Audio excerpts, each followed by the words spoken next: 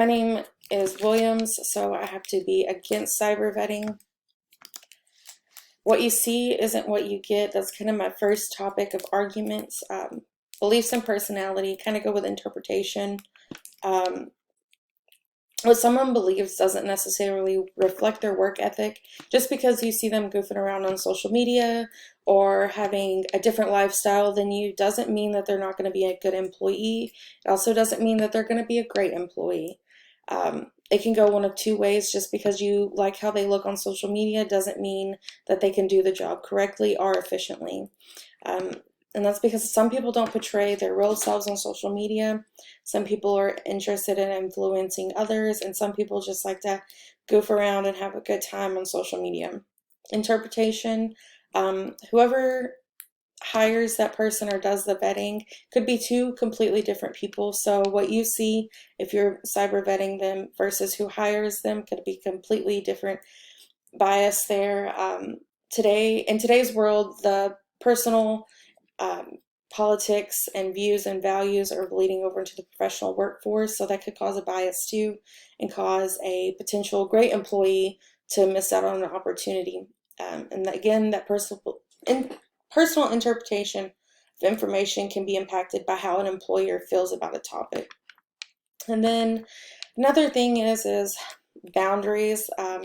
When you cyber vet, and the way that employees are also starting to become more of an extension of the company and not their own private personal self. Boundaries are starting to get blurred when you do things like this. And where do you say I'm an employee, not owned by the company? It's kind of like you wouldn't drop by somebody's house as well before you hire them, so why cyber vet them? You can't unsee what you didn't know before, and that could cause a bias again on what you see that person as. So legality wise, so the Civil Rights Act of 1964 protects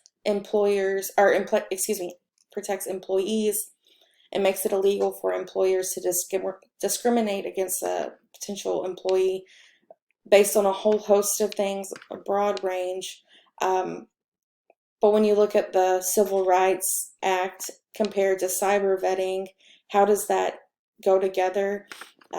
Are they technically violating that Civil Rights Act when you're looking into their personal life to make a influenced decision?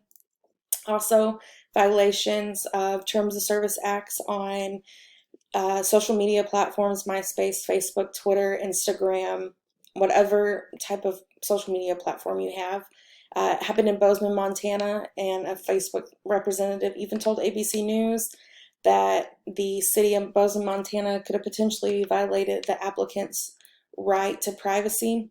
Also, a lot of social media policies are in place at workplaces. So technically, if a CEO or HR, any type of management is looking at potential candidates online, are they violating their own social media policies? Are they also violating the digital harassment policies that could cause some legality issues for the company?